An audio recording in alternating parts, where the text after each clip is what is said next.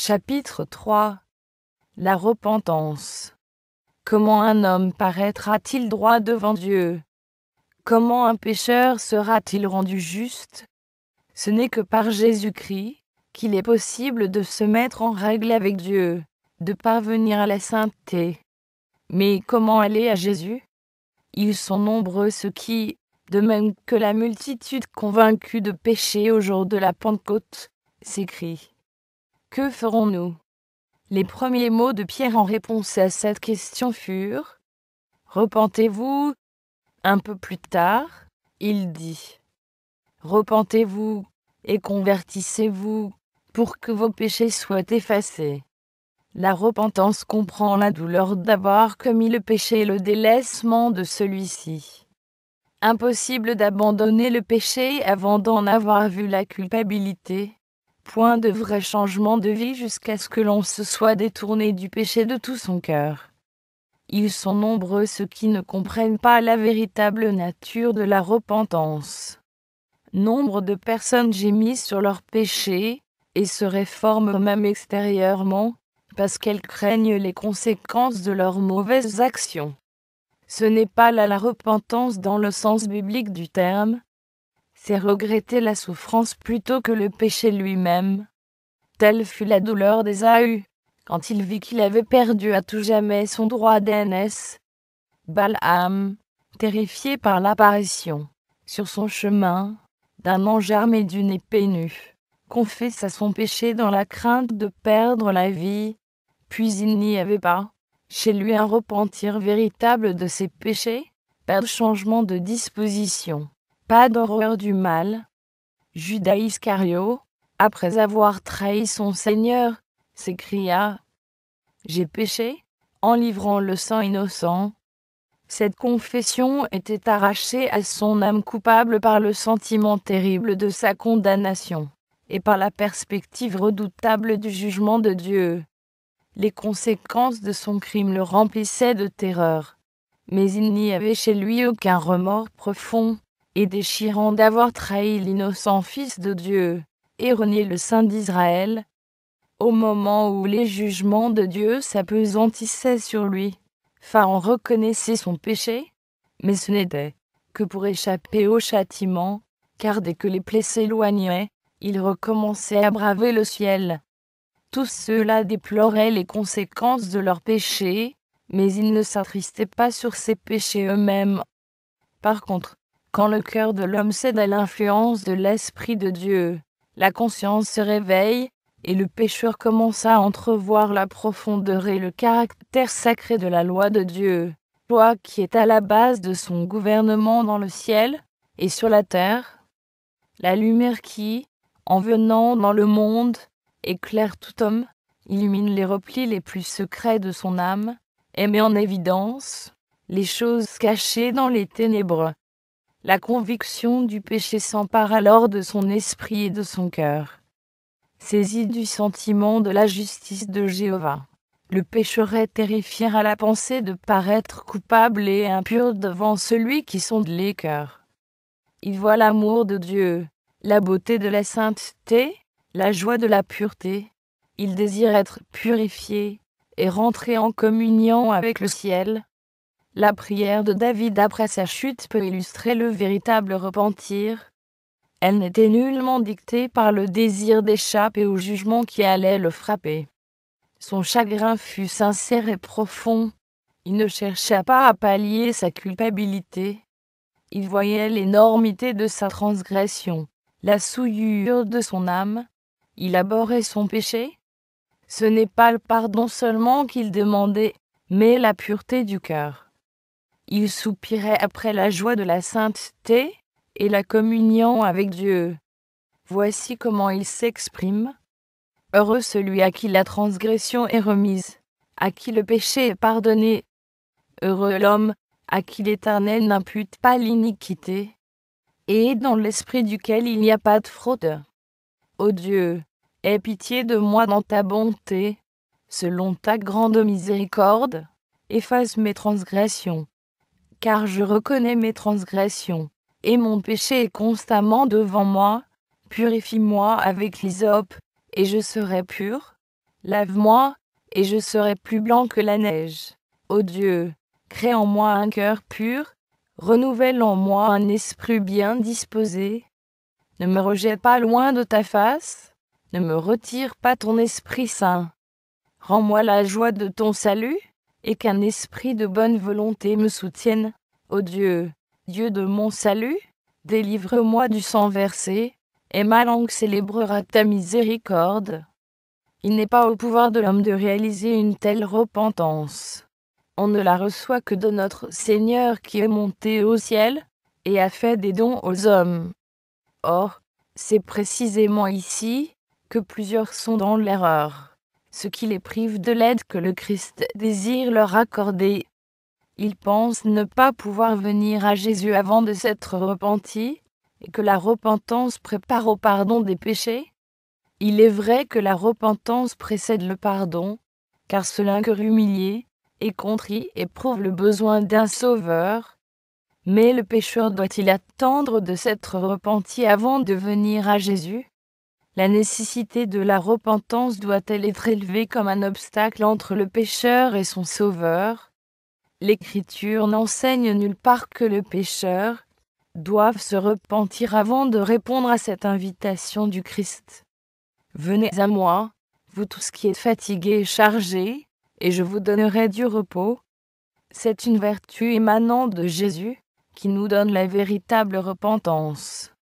L'apôtre Pierre a éclairci cette question, quand il a fait aux Israélites cette déclaration. Dieu l'a élevé par sa droite comme prince et sauveur, pour donner à Israël la conversion et le pardon des péchés. Il n'est pas plus possible de se repentir, sans avoir la conscience réveillée par l'Esprit du Christ, que d'obtenir le pardon sans Jésus-Christ. Jésus-Christ est la source de tout bon sentiment. C'est lui seul qui peut mettre dans nos cœurs l'horreur du péché. Chaque aspiration vers la vérité et la pureté, chaque conviction de notre péché, est une preuve de l'opération du Saint-Esprit sur notre cœur. Jésus a dit : « Quand j'aurai été élevé de la terre, j'attirerai tous les hommes à moi. » Il faut qu'il soit révélé aux pécheurs comme le Sauveur qui est mort pour les péchés du monde. Car c'est la contemplation de l'agneau de Dieu sur la croix du Calvaire qui commence à nous révéler le mystère de la rédemption. Et la bonté de Dieu, qui éclate, nous amène à la repentance. En mourant pour les pécheurs, Jésus-Christ a manifesté un amour incompréhensible. Or, la contemplation de son amour touche le cœur, frappe l'esprit et brise toute résistance. Il arrive, il est vrai, à l'homme d'être confus de ses péchés et de délaisser certaines mauvaises habitudes avant d'être conscient de la puissance d'attraction de Jésus-Christ. Mais chaque tentative de réforme, basée sur un désir sincère de bien faire, est le résultat de cette puissance d'attraction. Une influence dont il ne se rend pas compte agit sur son âme, ranime sa conscience et amende sa conduite extérieure. Et à mesure que le Sauveur attire ses regards sur la croix et lui fait contempler celui que ses péchés ont percé, les commandements de Dieu parlent à sa conscience. Il se rend compte de la méchanceté de sa vie. Il comprend que le péché a jeté de profondes racines dans son cœur. Il commence à entrevoir la justice de Jésus-Christ, et il s'écrie : quelle n'est pas la noirceur du péché, puisqu'il a fallu un tel prix pour la rédemption de ses victimes. Tout cet amour, toutes ces souffrances, toute cette humiliation étaient-ils nécessaires pour que nous ne périssions pas, mais que nous ayons la vie éternelle? Le pécheur peut résister à cet amour, refuser de se laisser attirer par le Sauveur, mais s'il ne résiste pas, il sera attiré vers lui. La connaissance du plan du salut l'amènera au pied de la croix, regrettant les péchés qui ont causé les souffrances du bien-aimé Fils de Dieu. Le même Esprit de Dieu, qui agit dans la nature, est aussi celui qui parle au cœur de l'homme, et y fait naître un besoin inexprimable de quelque chose qu'il ne possède pas. Les choses du monde ne peuvent le satisfaire. L'Esprit de Dieu plaide avec lui pour le pousser à chercher, ce qui seul peut procurer la paix et le repos, la grâce de Jésus-Christ, la joie de la sainteté. Par des intermédiaires visibles et invisibles, notre Sauveur s'efforce sans cesse de détourner nos pensées des vains plaisirs du péché, pour les attirer sur les bénédictions infinies que nous pouvons obtenir en lui. C'est à toutes les âmes, qui ont cherché en vain à se désaltérer aux citernes crevassées du monde, que ce message divin est adressé. Que celui qui a soif vienne, que celui qui veut prenne de l'eau de la vie, gratuitement. Vous qui soupirez en votre cœur après une vie meilleure, que celle que le monde peut vous offrir, reconnaissez dans ce désir la voix de Dieu parlant à votre âme. Demandez-lui de vous donner la repentance, de vous révéler Jésus dans son amour infini, sa pureté absolue. Les principes de la loi divine, amour de Dieu et amour du prochain, furent parfaitement illustrés par la vie du Sauveur. Un amour et un désintéressement parfait. Ainsi peut se résumer sa vie. C'est quand on contemple Jésus-Christ, quand les rayons de lumière émanant de lui descendent sur nous, que nous nous rendons compte de la noirceur de notre cœur. Nous pouvons, comme Nicodème, nous bercer de l'illusion que notre vie a été régulière, que notre moralité n'a rien laissé à désirer, et en conclure que nous n'avons pas lieu de nous humilier devant Dieu comme de vulgaires pécheurs. Mais quand la lumière de Jésus-Christ brillera dans notre âme, nous verrons combien nous sommes impurs, nous discernerons l'égoïsme de nos mobiles et l'inimitié contre Dieu, qui a souillé tous les actes de notre vie. Nous comprendrons alors que notre justice est véritablement, comme le linge le plus souillé, et que seul, le sang de Jésus peut nous purifier de la souillure du péché, et transformer nos cœurs à sa ressemblance. Un rayon de la gloire de Dieu, une lueur de la pureté de Jésus-Christ pénétrant notre âme, en fait douloureusement et nettement ressortir chaque tache. Il met en évidence la difformité et les défauts du caractère humain, les désirs non sanctifiés, l'incrédulité du cœur, l'impureté des lèvres, les actions déloyales du pécheur, actions qui outragent la loi divine, éclatent à ses yeux.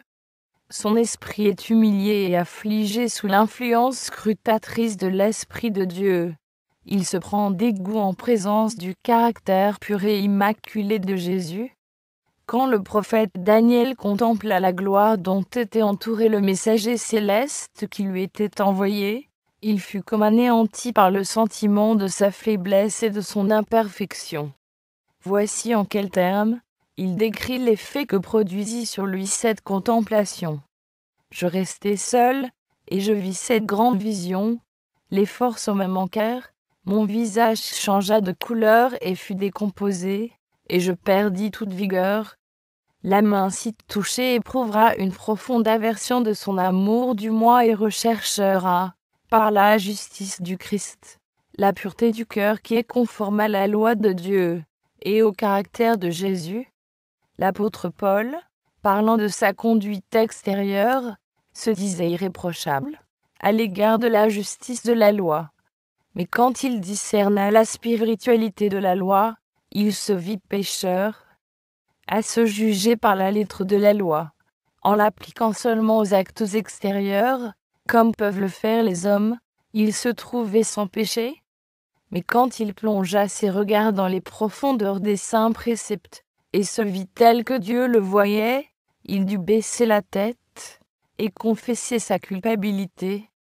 Étant autrefois sans loi, dit-il, je vivais, mais quand le commandement vint, le péché reprit vie, et moi je mourus. En présence de la spiritualité de la loi, le péché lui apparut dans toute son horreur, et la bonne opinion qu'il avait de lui-même disparut. Dieu ne considère pas tous les péchés comme également odieux. Il y a pour lui, comme pour les hommes, différents degrés de culpabilité.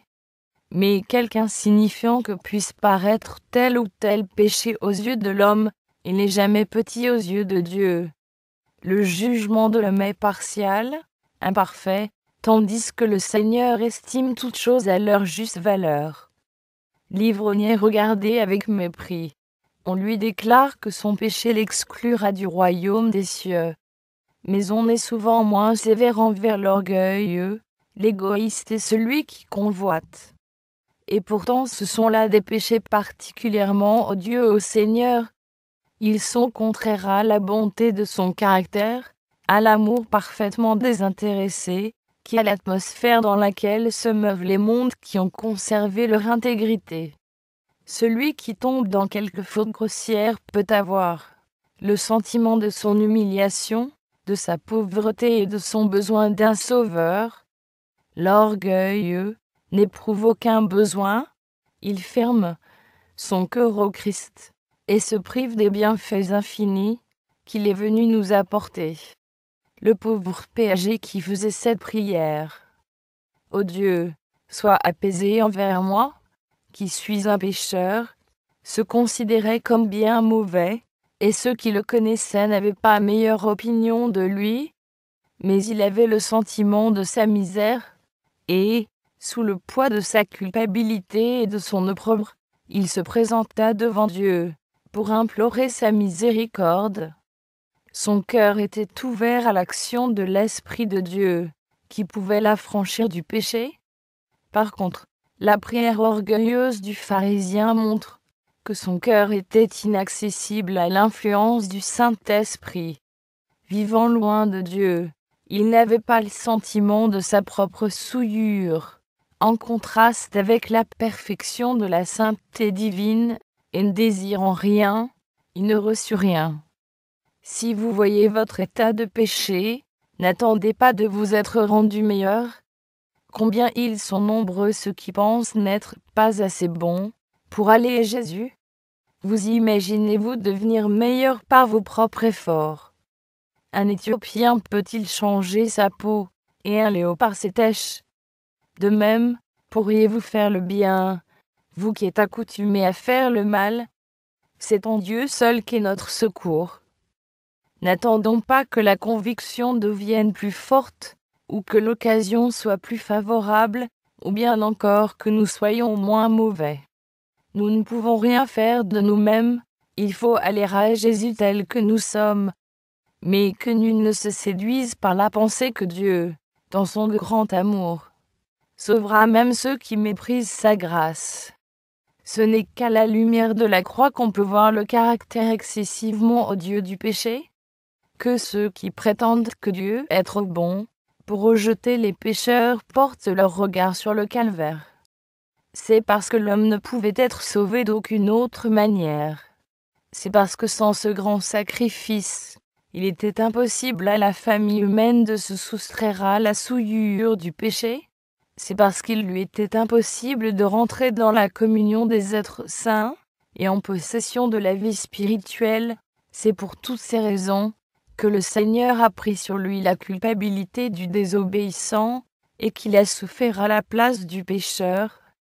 L'amour, les souffrances et la mort du Fils de Dieu témoignent de l'énormité du péché. Il déclare qu'il n'est pas possible de se soustraire à sa puissance et qu'il n'y a d'espoir d'une vie meilleure que par l'abandon de l'âme à Jésus-Christ. Les impénitents s'excusent parfois en disant des chrétiens de profession: je suis aussi bon qu'eux. Ils ne sont pas plus désintéressés, pas plus sobres, pas plus circonspects dans leur conduite que moi. Ils se retranchent ainsi derrière les fautes d'autrui. Mais les défauts et les péchés des autres ne justifient personne, car le Seigneur ne nous a pas donné un modèle humain et imparfait. L'immaculé Fils de Dieu nous a été donné pour nous servir d'exemple, et ceux qui se plaignent de la mauvaise conduite des chrétiens de profession sont précisément ceux qui devraient, par une vie plus noble, donner un meilleur exemple. Si leur conception d'un chrétien est si élevée, leur péché n'est-il pas d'autant plus grand? Ils connaissent le bien, et ils refusent de le faire. Prenez garde de ne pas temporiser. Ne renvoyez pas le moment de délaisser vos péchés et de rechercher en Jésus la pureté du cœur. C'est précisément ici, que des milliers de personnes ont commis une erreur fatale. Je n'insisterai pas sur la brièveté et l'incertitude de la vie, mais il y a un terrible danger trop peu compris, à tarder de répondre aux appels pressants du Saint-Esprit. En réalité, ce délai est une décision de vivre dans le péché. Ce n'est qu'au péril de son âme qu'on peut tolérer un péché, quelque petit qu'il puisse paraître. Ce que nous ne vaincrons pas, nous vaincra et deviendra l'artisan de notre ruine. Adam et Ève se persuadèrent que de manger du fruit défendu, acte insignifiant, il ne saurait en résulter les conséquences désastreuses dont Dieu les avait prévenus. Mais cette légère infraction était la transgression de la loi sainte et immuable de Dieu, infraction qui sépara l'homme de son Créateur, et introduisit dans le monde l'amour et tout son effroyable cortège de souffrances. Dès lors, siècle après siècle, notre terre a fait monter à une clameur douloureuse, et la création tout entière soupire, et souffre les douleurs de l'enfantement. Le ciel même a ressenti les effets de cette rébellion contre Dieu. Le calvaire est un monument du sacrifice inouï exigé pour expier la transgression de la loi divine. Ne considérons pas le péché à la légère. Chaque transgression, chaque négligence, chaque rejet de la grâce de Jésus-Christ réagit sur vous-même. Ils endurcissent le cœur, pervertissent la volonté, émoussent l'intelligence, et non seulement vous laissent moins enclins à céder, mais moins aptes à répondre aux appels miséricordieux du Saint-Esprit. Plusieurs font taire la voix de leur conscience alarmée en se persuadant que quand ils le voudront, ils délaisseront le mal. Ils s'imaginent qu'ils peuvent se jouer des appels de la miséricorde divine, et rester néanmoins susceptibles d'en être touchés. Ils pensent qu'après avoir méprisé l'esprit de grâce, qu'après avoir jeté leur influence du côté de Satan, ils pourront, dans un moment de terrible extrémité, changer complètement de conduite. Mais cela ne se fait pas aussi facilement. L'expérience, l'éducation d'une vie entière ont tellement pétri leur caractère, qu'ils sont peu nombreux ceux qui désirent alors recevoir l'empreinte de Jésus. Un seul travers de caractère, un seul mauvais désir conservé obstinément, neutralise, à la longue, toute la puissance de l'Évangile. Chaque jouissance coupable fortifie l'aversion de l'âme pour Dieu. Celui qui témoigne pour la vérité divine, une incrédulité tenace, ou une stupide indifférence, ne fait que moissonner ce qu'il a lui-même semé. Il n'y a pas dans toute la Bible un avertissement plus effrayant contre le danger de jouer avec le mal que celui contenu dans ces paroles du sage. Le méchant est saisi par les liens de son péché. Jésus-Christ est tout prêt à nous affranchir du péché, mais il ne force pas notre volonté. Si, en persistant dans la transgression, nous nous tournons complètement vers le mal, si nous ne désirons pas être affranchis, si nous ne voulons pas accepter sa grâce, que peut-il faire de plus? Nous nous sommes condamnés nous-mêmes en rejetant obstinément son amour. Il nous exhorte ainsi. Voici maintenant le temps favorable, voici maintenant le jour du salut. Aujourd'hui, si vous entendez sa voix, n'endurcissez pas vos cœurs. L'homme regarde à ce qui frappe les yeux, mais l'Éternel regarde au cœur, à ce cœur humain, avec ses émotions contradictoires de joie et de tristesse, à ce cœur inconstant et vacillant, qui recèle tant d'impureté et de fraude. Il en connaît les desseins, les intentions et même les mobiles. Allez à lui tel que vous êtes, l'âme toute maculée, avec le psalmiste, ouvrez-en toutes grandes les avenues à l'œil auxquelles rien n'échappe, en vous écriant « Sonde-moi, ô Dieu, et connais mon cœur. Éprouve-moi, et connais mes pensées. Regarde si je suis sur une mauvaise voie, et conduis-moi sur la voie de l'éternité. » Plusieurs acceptent une religion intellectuelle, une forme de piété, alors que le cœur n'est pas purifié. Que votre prière constante soit: crée en moi un cœur pur, renouvelle en moi un esprit bien disposé. Agissez droitement avec votre âme. Soyez aussi sincère, aussi persévérant que si votre vie présente était en jeu. C'est une question à décider entre Dieu et votre âme, à décider pour l'éternité. Une espérance qui repose uniquement sur des suppositions vous sera fatale. Étudiez la parole de Dieu avec prière. Cette parole vous présente, dans la loi divine et dans la vie de Jésus, les grands principes de la sanctification sans laquelle personne ne verra le Seigneur. Elle convainc de péché, et elle révèle clairement le chemin du salut. Prenez-y garde. C'est la voix de Dieu parlant à votre âme. Quand vous verrez l'énormité du péché, quand vous vous verrez tel que vous êtes, ne vous laissez pas aller au désespoir. C'est pour sauver des pécheurs que Jésus-Christ est venu en ce monde. Nous n'avons pas à apaiser Dieu envers nous, puisque, ô amour insondable, c'est Dieu qui réconcilie en Jésus-Christ le monde avec lui-même. Il attire, par son tendre amour, le cœur de ses enfants égarés. Il n'est pas de parents terrestres qui sachent manifester envers leurs enfants la patience que Dieu exerce envers eux, au salut desquels il travaille.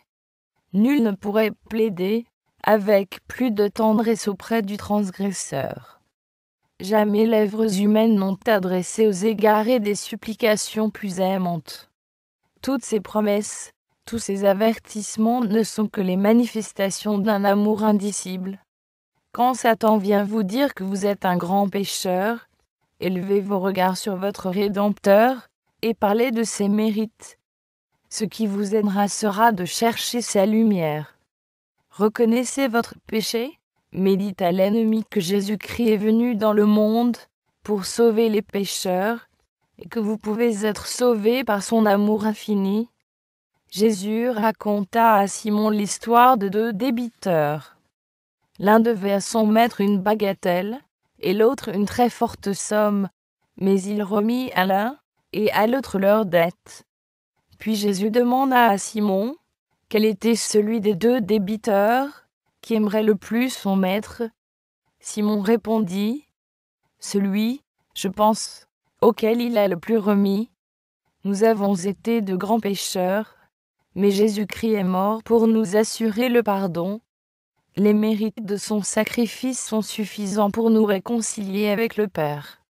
Ceux auxquels il a le plus pardonné l'aimeront le plus, et se tiendront le plus près de son trône pour le louer de son grand amour et de son sacrifice infini.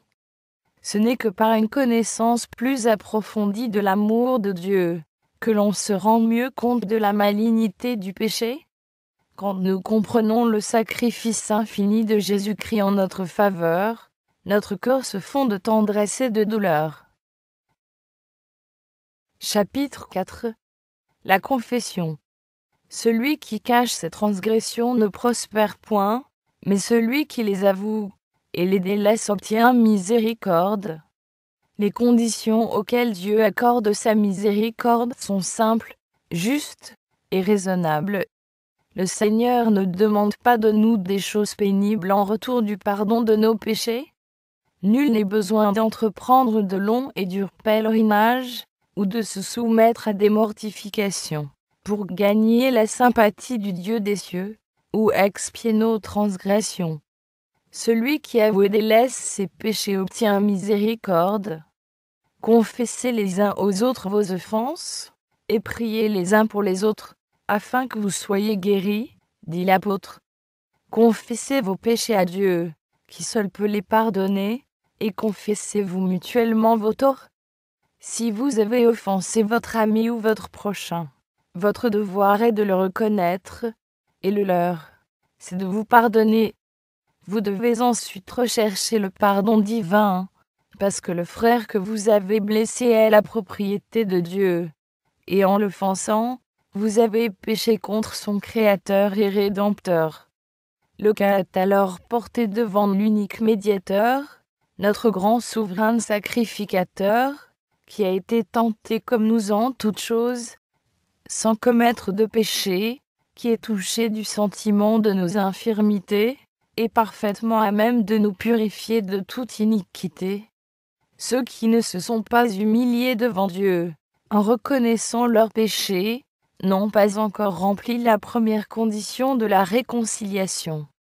Si nous n'avons pas éprouvé cette tristesse, dont on ne se repent jamais, si nous n'avons pas confessé nos péchés d'un cœur content et rempli d'horreur à la pensée de nos iniquités, nous n'en avons jamais véritablement cherché le pardon, et si nous ne l'avons jamais fait, nous ne pouvons pas avoir trouvé la paix de Dieu.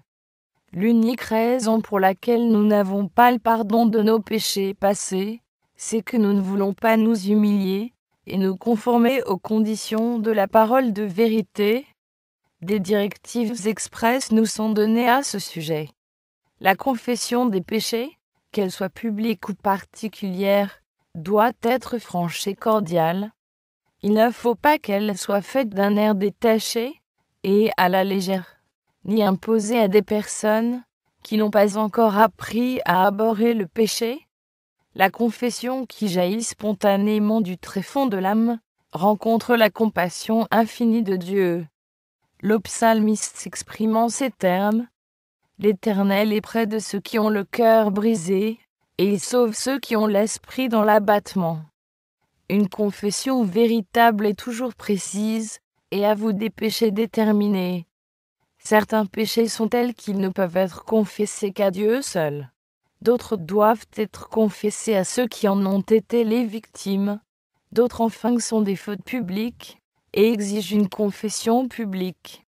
Mais toute confession doit être explicite, directe, et nommer les péchés même dont on s'est rendu coupable.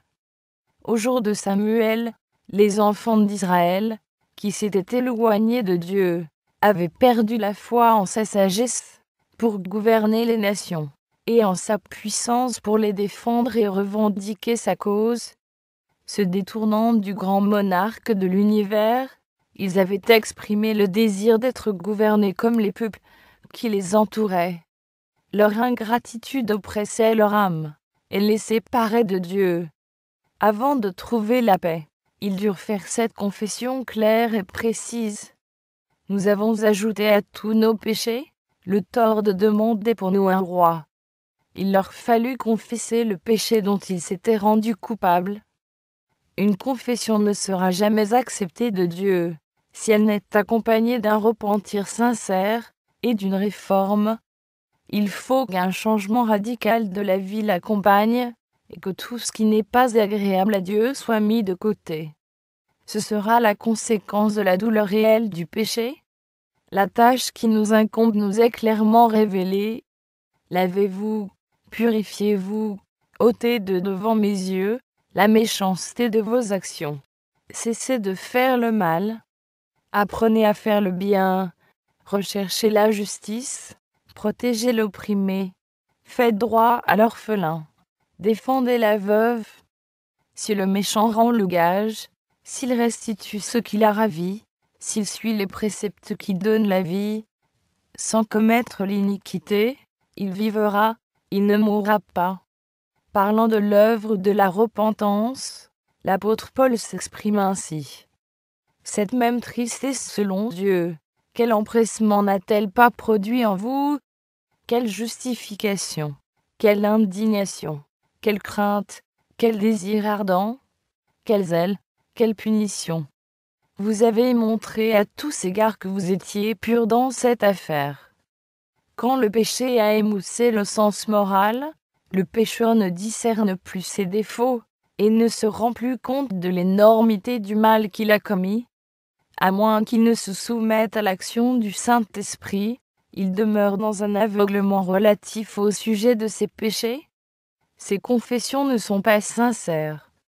Chaque fois qu'il confesse une faute, il se hâte d'ajouter une excuse et d'alléguer certaines circonstances spéciales, sans lesquelles il ne se serait jamais rendu coupable des actions qu'on lui reproche. Après avoir mangé du fruit défendu, Adam et Ève furent saisis de honte et d'effroi. Leur première pensée fut de chercher à se disculper de leurs fautes, et à échapper à la redoutable sentence de mort. Quand Dieu s'enquit de leurs péchés, Adam voulut en faire retomber la faute en partie sur Dieu, et en partie sur sa compagne. La femme que tu as mise auprès de moi m'a donné de l'arbre, et j'en ai mangé. La femme, à son tour, rejeta toute la faute sur le serpent, disant : Le serpent m'a séduite, et j'en ai mangé. Pourquoi as-tu créé le serpent ? Pourquoi l'as-tu laissé entrer en Éden ? Ces questions, impliquaient dans son excuse, ne tendaient qu'à faire retomber sur Dieu toute la responsabilité de la chute. La tendance à excuser ses torts a pris naissance chez le père du mensonge, et se manifeste chez tous les fils et toutes les filles d'Adam. Les confessions de ce genre ne sont pas inspirées par l'Esprit de Dieu, et ne peuvent être agréées. La véritable repentance amène le pécheur à porter lui-même sa transgression, et à la reconnaître sans fraude et sans hypocrisie. De même que le publicain, n'osant pas même lever les yeux au ciel, il dira : Ô Dieu, sois apaisé envers moi, qui suis un pécheur. Ceux qui reconnaissent leur culpabilité seront justifiés, car Jésus présentera les mérites de son sang en faveur des âmes repentantes. Les exemples de confession véritable que fournit la Bible ne contiennent pas une seule parole tendant à excuser ou à pallier la faute et à justifier le transgresseur. L'apôtre Paul ne cherchait nullement à se défendre. Il dépeint son péché sous les plus vives couleurs. Il ne fait rien pour en atténuer la culpabilité. J'ai jeté en prison plusieurs des saints, ayant reçu ce pouvoir des chefs des prêtres, et, quand on les mettait à mort, je joignais mon suffrage à celui des autres. Je les ai souvent châtiés dans toutes les synagogues, et je les forçais à blasphémer. Dans mes excès de fureur contre eux, je les persécutais même, jusque dans les villes étrangères. Ils n'hésitent pas à dire : Jésus-Christ est venu dans le monde pour sauver les pécheurs, dont je suis le premier. Le cœur humilié et contrit, subjugué par un repentir véritable, comprendra jusqu'à un certain point l'amour de Dieu et le prix du calvaire. Comme un fils fait sa confession à un père aimant, le pécheur véritablement repentant apportera tous ses péchés devant Dieu. Il est écrit : Si nous confessons nos péchés, il est fidèle et juste pour nous les pardonner et pour nous purifier de toute iniquité. Chapitre 5. L'abandon de soi-même. Dieu a fait cette promesse : Vous me chercherez, et vous me trouverez, si vous me cherchez de tout votre cœur. L'image de Dieu doit être restaurée en nous, mais pour que cette transformation s'opère, il faut que nous donnions notre cœur à Dieu sans partage. Nous sommes, par nature, ennemis de Dieu. Voici comment le Saint-Esprit décrit notre condition. Vous êtes morts par vos offenses et par vos péchés. La tête entière est malade et tout le cœur est souffrant. Rien n'est en bon état. Nous sommes retenus par les pièges de Satan et soumis à sa volonté. Dieu désire nous guérir et nous rendre la liberté. Mais comme cela nécessite une transformation complète de notre nature, il faut que nous nous abandonnions entièrement à lui. La guerre contre le moi est la plus grande qui ait jamais été livrée. L'abandon total de soi-même, la soumission entière à la volonté de Dieu, ne s'obtient pas sans combat, mais cette soumission est nécessaire à notre transformation et à notre sanctification. Le gouvernement de Dieu n'est pas fondé, comme Satan voudrait le faire croire, sur une soumission aveugle de notre part et une domination arbitraire. Dieu fait appel à notre intelligence et à notre conscience. Venez et plaidons. Telle est l'invitation que le Créateur adresse aux êtres qu'il a créés. Il ne violente pas la volonté de ses créatures. Il ne peut accepter un hommage qui n'est pas volontaire, et qui ne lui est pas donné intelligemment et de bon cœur. Une soumission forcée empêcherait tout vrai développement intellectuel et moral. Elle abaisserait l'homme à l'état d'automate. Tel n'est pas le dessein du Créateur. Il désire que l'homme, couronnement de sa puissance créatrice, atteigne le plus haut degré de développement. Il place devant nous la félicité à laquelle il veut que nous parvenions par sa grâce. Désireux d'accomplir sa volonté en nous, il nous invite à nous donner à lui. À nous de décider si nous voulons être affranchis de l'esclavage du péché et participer à la glorieuse liberté des enfants de Dieu. En nous donnant à Dieu, nous devons nécessairement abandonner tout ce qui pourrait nous tenir éloignés de lui. C'est pourquoi le Sauveur dit : « Quiconque d'entre vous ne renonce pas à tout ce qu'il possède ne peut être mon disciple. » Mammon est l'idole de plusieurs. L'amour de l'argent, le désir des richesses sont les chaînes dorées qui les lient à Satan. D'autres adorent la gloire et les honneurs mondains. D'autres encore se font une idole d'une videsse, exempte de soucis. Mais il faut que ces chaînes soient rompues. Nous ne pouvons être en partie au Seigneur et en partie au monde. Nous ne devenons les enfants de Dieu que dès le moment où nous le sommes sans réserve. Il est des personnes professant servir Dieu qui comptent exclusivement sur leur force pour obéir à sa loi, pour se corriger de leurs défauts et s'assurer le salut. Leur cœur n'est pas touché par le sentiment profond de l'amour du Sauveur, mais elles s'efforcent d'accomplir les devoirs de la vie chrétienne comme une condition à remplir pour gagner le ciel. Une telle religion ne vaut absolument rien. Quand Jésus-Christ demeure dans un cœur, celui-ci est tellement rempli de son amour et de la joie de sa communion, qu'il se cramponne à lui. Dans la contemplation du Sauveur, le moi est oublié. L'amour qu'il porte au Christ devient le grand mobile de toutes ses actions. Ceux qui ont compris l'amour de Dieu ne se demandent pas quel est le service minimum qu'ils peuvent lui rendre sans être rejetés. Ils ne visent pas au plus haut degré de la vie chrétienne, mais ils s'efforcent de se conformer parfaitement à la volonté de leur Rédempteur.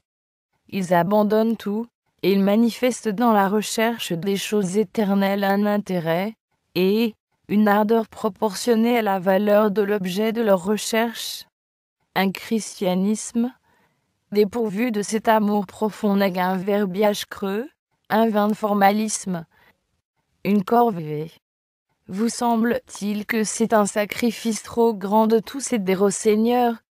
Demandez-vous, qu'est-ce que Jésus a fait pour moi ? Le Fils de Dieu a tout donné pour notre rédemption. Sa vie, son amour, ses souffrances. Serait-il possible que nous, les objets d'un si grand amour, nous lui marchandions nos cœurs ?